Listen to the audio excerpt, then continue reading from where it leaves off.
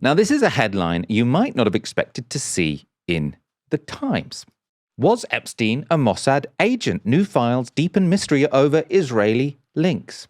Now, I'm pretty sure if a random Labour member had asked that question on Facebook in 2017 to their 100 friends, the Times would have splashed it on the front page of their paper as more evidence of sick anti-Semitism in the Labour Party and just more reason why Jeremy Corbyn should resign. But times have changed. Now these kind of questions can be asked in the paper of record. Even the mainstream is becoming a little more willing to think the unthinkable. So what was this article based on? Well, it references an FBI report included in the Epstein files. The report is from 2020, and it's an account of a briefing from a confidential human source, so in other words, an informant, who was secretly providing information to the FBI. And these are the key parts related to Israel. So you've got something that's redacted, and then it says Harvard law professor Alan Dershowitz, CHS, so that's the confidential human source, the informant, learned that Dershowitz influenced many students from wealthy families. For example, Josh Kushner and Jared Kushner were both his students. Dershowitz told the informant that if he were young again, he would be holding a stun gun as an Israeli intelligence Mossad agent. The informant believed Dershowitz was co-opted by Mossad and subscribed to their mission. CHS, the informant, still continues to communicate occasionally for Dershowitz. See previous reporting. Now, I'd love to see the previous reporting. And then the next point is where it gets onto Jeffrey Epstein. So they say Jeffrey Epstein was represented by Dershowitz. CHS, so the confidential human source, remembered Dershowitz tell Alex Acosta, the U.S. Attorney Southern District of Florida at the time, that Epstein belonged to both U.S. and Allied intelligence services. CHS shared phone calls between Dershowitz and Epstein during which she took notes. After these calls, Mossad would then call Dershowitz to debrief. Epstein was close to the former Prime Minister of Israel, Ehud Barak, and trained as a spy under him. Barak believed Netanyahu was a criminal. Saudi Arabia, Israel, and the United Arab Emirates are allied against Qatar, Turkey, Iran, and Syria. One of CHS's, redacted, who presumably worked redacted, asked the informant a lot of questions about Epstein. CHS became convinced that Epstein was a co-opted Mossad agent. See previous reporting. It's pretty clear what this informant believed. Now, of course, it's not clear who the source is.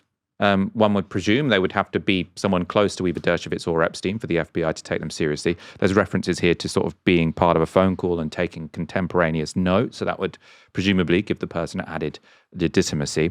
That being said, their word should not be taken as gospel. This is sort of one person giving evidence. Maybe they've got a grudge. Maybe they're being led down the garden path on some sort of suspicion. But I mean, clearly this is interesting. So what about other possible evidence? Well, in the Times article, they mention Epstein's well-documented and very close relationship with former Israeli PM Ehud Barak.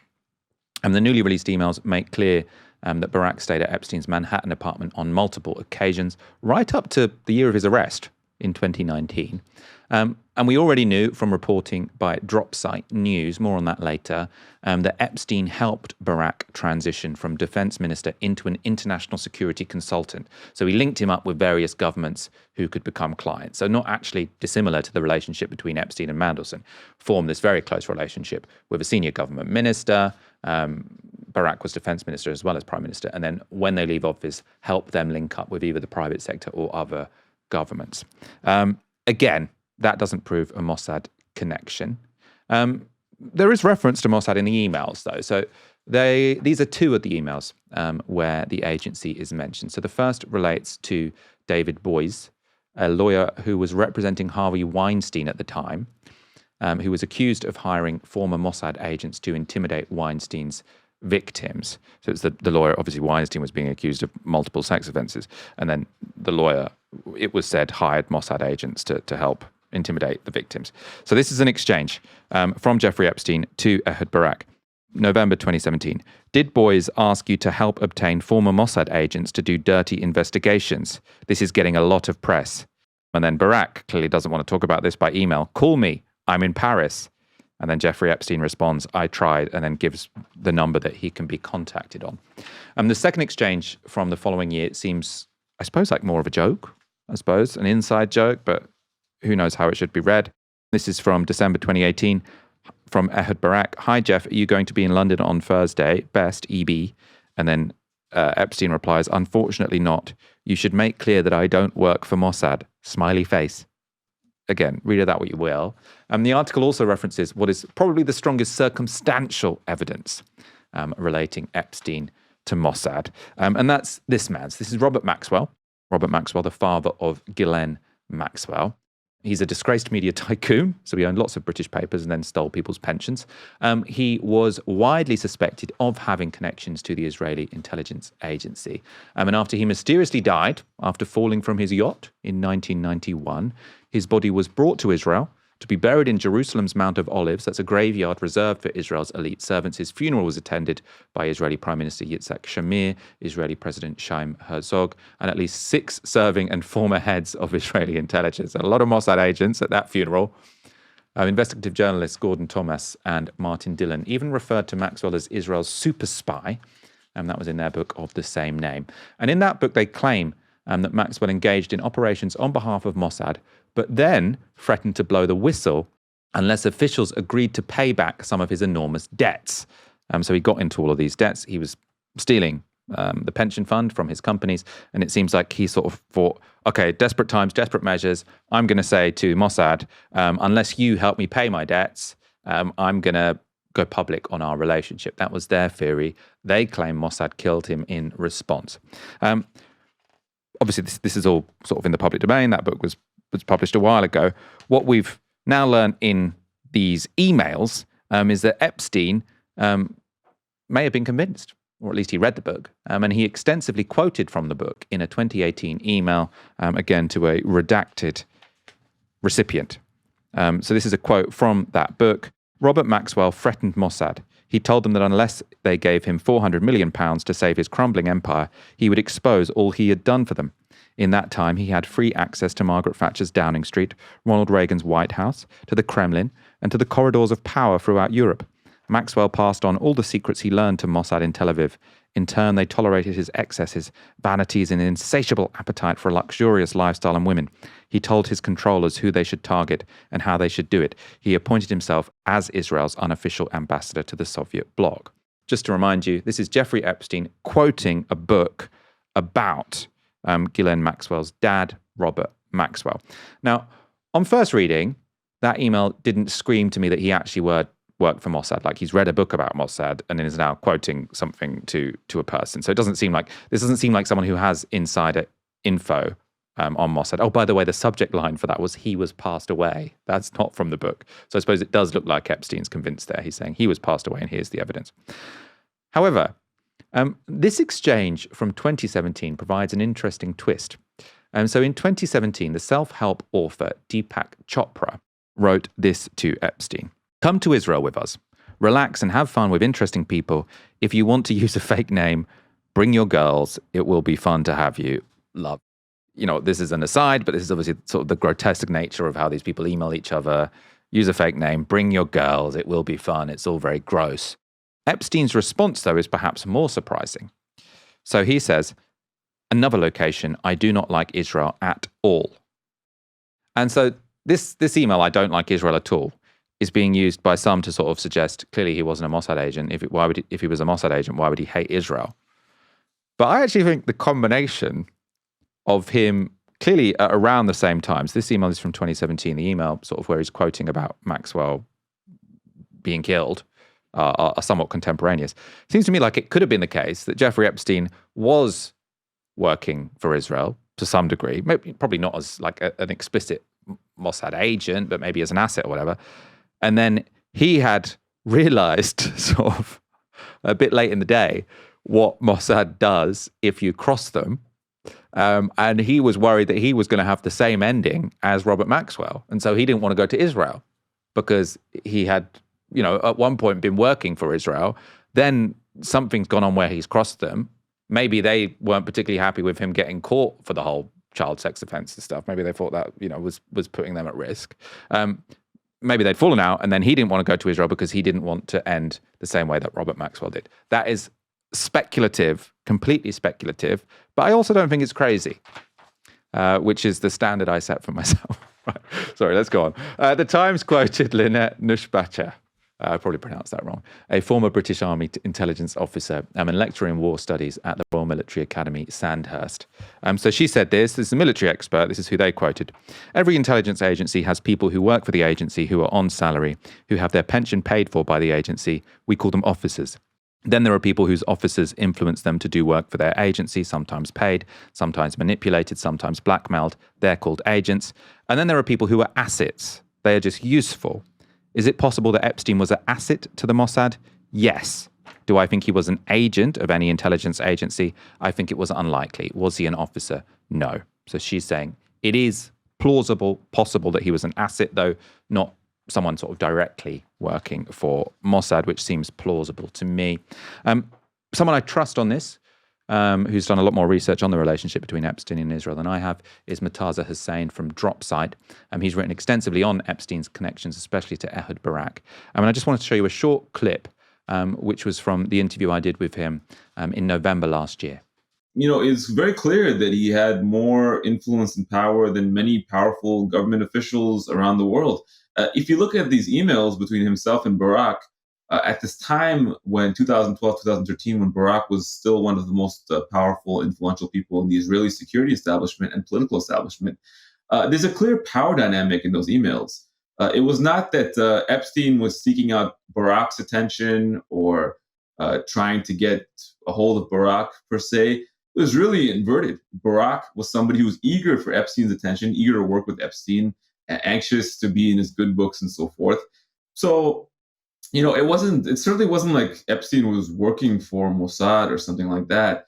He was far more powerful than that. He was somebody who people who were working for Israeli intelligence, like Barak, continued to do throughout his career and throughout his life. They were looking for Epstein's help. So Epstein was somebody who had leverage over all these people. He was seen as someone more powerful than them. If I were to speculate, very conservatively, he was somebody who clearly had the ability to make individuals very wealthy if they were connected to him, if they were in his good books. So that could give him a sense of leverage over them. Also, this is not noted in his emails and it's not noted in his official schedules, but we know that he was heavily involved in global sex trafficking of minors to other elites. So one can only imagine what sort of leverage that may have also afforded him. Helena, I don't know where you stand on this question. Mossad agent or not? I suppose there's also the point that it's interesting that this is now being picked up in newspapers like The Times. It is. I even saw Tim Stanley on the Telegraph's Daily Tea podcast say, why is nobody talking about the Israel connection here? Which I thought was very illuminating. In fact, I think Tim Stanley in the last kind of year or so has really kind of changed around what I thought of his journalism. I think he's been very interesting to cover as someone's very candid about conservative politics. That's a story for another time. But if even he on the Telegraph are talking about this, then clearly these links are much greater than what was being reported previously. Remember, we was all talking about how they were talking about these Russia links, but no one was mentioning the Israel links.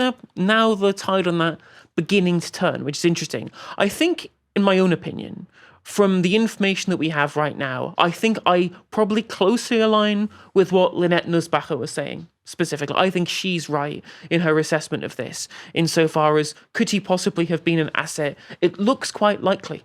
It looks quite likely to give the links to all the powerful people that he's got. Whether that is in a position of power where they're looking for his advice or whether he's looking for them or whether it's vice versa or whatever it is, I think that that's what the information that we have from these files certainly shows. Do we know that he was sympathetic to Israel?